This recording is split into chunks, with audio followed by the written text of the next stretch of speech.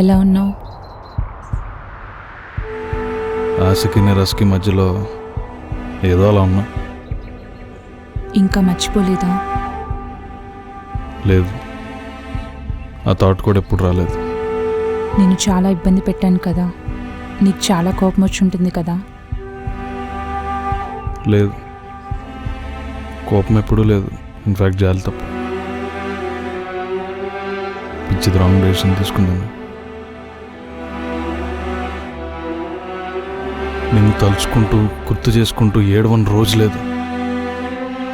తర్వాత ఆ ఫీలింగ్ నాలోనే దాచేసుకున్నాను. ఎక్కడ బాధతో నీ మెమరీస్ కూడా బయటికి వెళ్ళిపోతాయో అని. కానీ ఒకే ఊర్లో ఉంటూ చూడ్డానికి కూడా రాలేదు. కానీ ఇలా చూస్తా అనుకోలేదు హర్షి.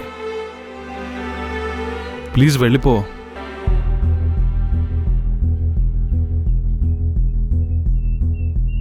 నువ్వు అనుకుంటుంది తప్ప అర్జున్.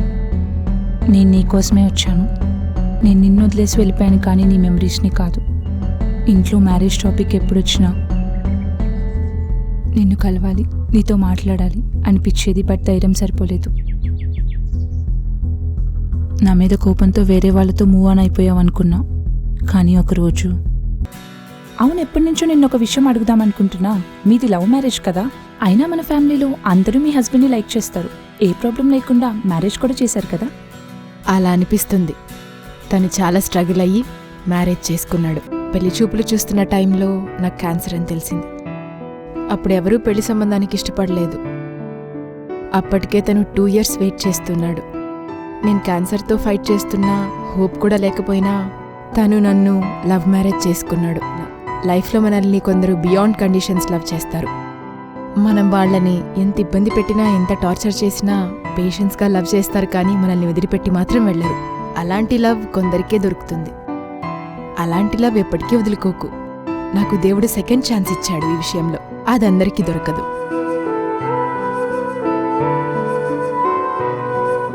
ఇన్ని రోజులు తను నీకు గుర్తుకు రాలేదా? తను ఇంకా నిన్నే లవ్ చేస్తున్నాడు. చాలాసార్లు చెప్పి చూసా, కానీ తను వినడం లేదు. కోపం వచ్చి మాట్లాడడం మానేశాను. Nobody does things like this Arjun. 3 years ఇంత కాన్ఫిడెంట్గా ఎవరు వెయిట్ చేయరు. అలాంటి లవ్ వదులుకునే అంత ఫూల్ని నేను కాదు. ఇప్పుడు చెప్పు, ఏం చేద్దాం?